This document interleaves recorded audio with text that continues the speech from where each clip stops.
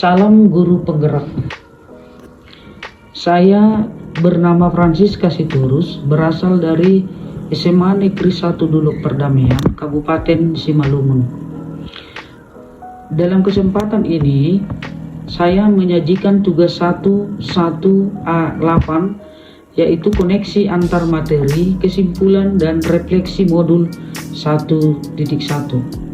Sebelum saya mempelajari konsep dari pemikiran Ki Hajar Dewantara, saya sangat kesulitan dalam memilih model pembelajaran dan sering memaksakan kehendak terhadap siswa lebih kepada mengasah kognitifnya dan memaksakan siswa agar bisa menguasai materi agar dapat mencapai nilai KKM yang ditentukan oleh sekolah.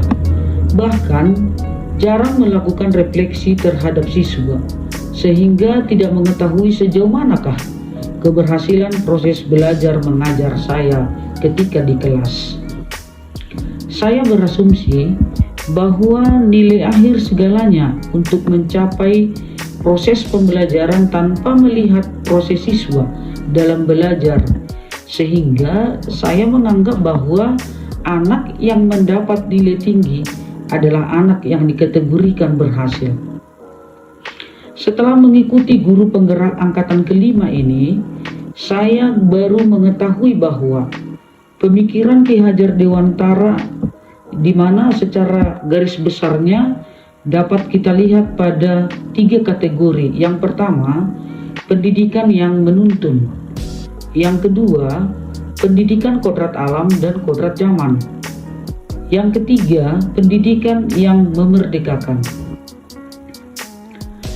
Dalam pendidikan menuntun, itu bahwa saya tidak harus memaksakan siswa dalam belajar, namun saya harus menuntun sesuai dengan bakat dan kemampuan siswa, dan bahkan mengarahkan atau menuntun laku dari siswa ke arah yang lebih baik. Saya harus berlaku baik di depan siswa, karena siswa adalah peniru yang sangat baik dan dapat melaksanakan apa yang kita lakukan.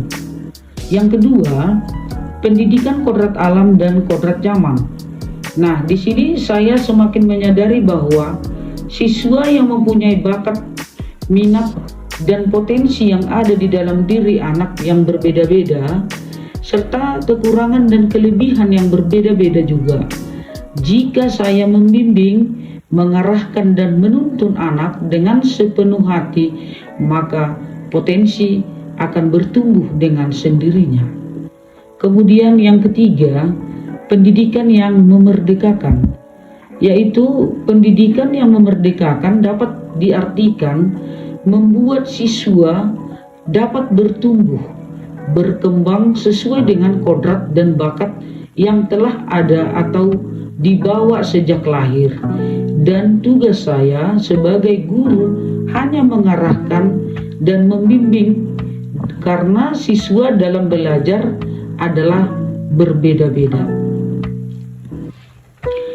Nah, strategi yang saya lakukan adalah melakukan pendekatan dan mengidentifikasi karakteristik, hambatan-hambatan, dan bahkan kemampuan-kemampuan dalam secara belajar siswa.